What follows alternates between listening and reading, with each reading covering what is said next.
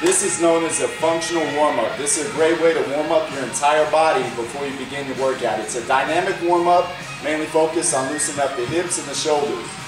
Lynn and Angie here are going to be demonstrating some of the movements during the warm-up. The first one's known as the good morning. As they bend over and reach for their toes, they want to focus on keeping their back straight, extending all the way up through their hip flexors, thus stretching their hamstrings, hip flexors, and lower back. While doing these, you want to perform about 10 to 20 of each exercise. The next exercise we're going to get into are knee huggers. Knee huggers, just like they sound, pretty simple. Hug your knee. This one's great for loosening up the hip flexors, as well as the glutes and hamstrings. Also working on a little bit of balance at the same time. Again, perform 10 to 20 total before you move on to the next one. The third one is known as the Frankensteins. Frankensteins, you're going to be stretching out your hamstrings. You want a little bit of hip flexion going into hip extension. As you reach up, real important again to work on balance.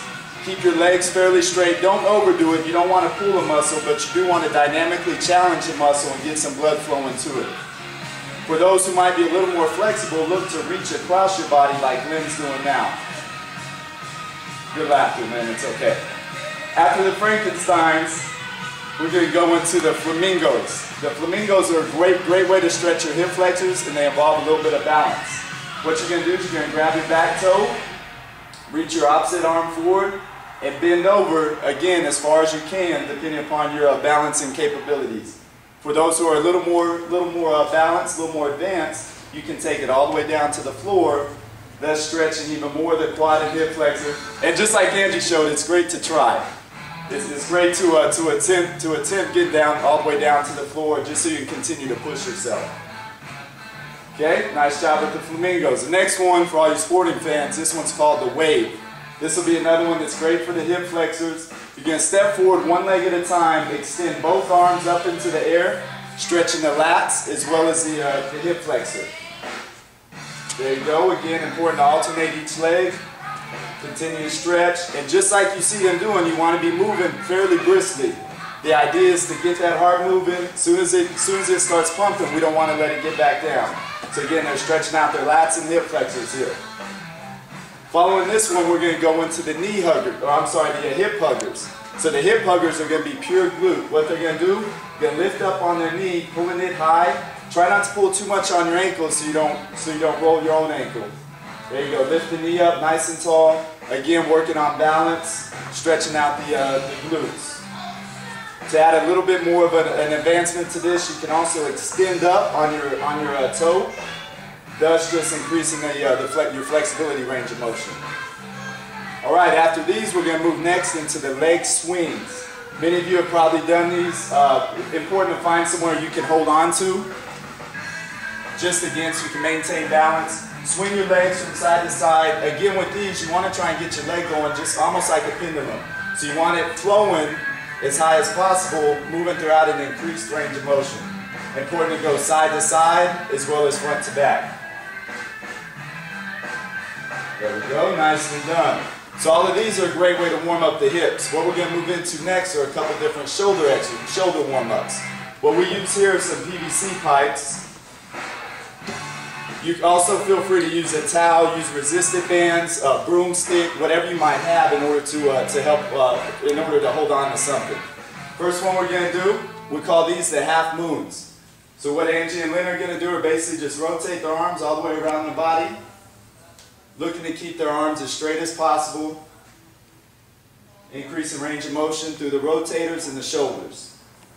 Again, don't try and kill yourself and don't break your arms off. If you can't quite get all the way around without your arms staying straight, just move your arms a little bit wider.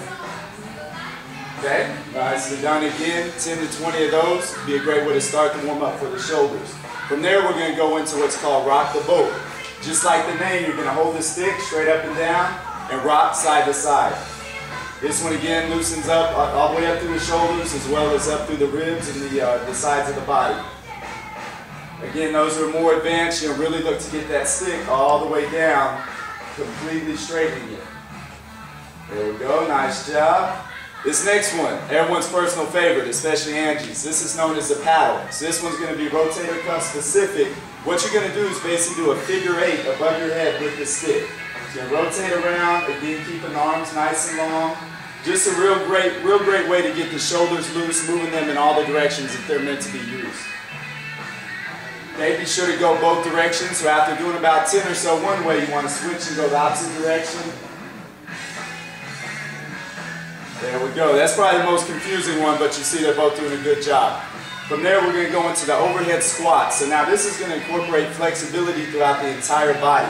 Arms are fully extended. You want to focus on keeping your shoulder blades pulled down and your arms straight. What we're looking for here, perfect alignment. So we want knees staying over the toes, staying back behind the toes while you're dropping your hips backwards.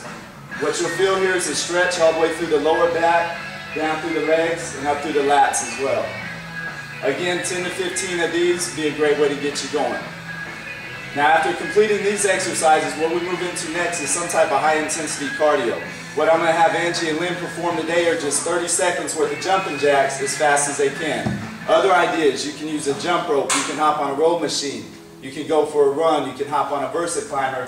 From here they're just really elevating their heart rate, getting it moving as quick as possible. The goal, by the time you're finished with this warm-up, you should already break that initial sweat and be ready to rock and roll.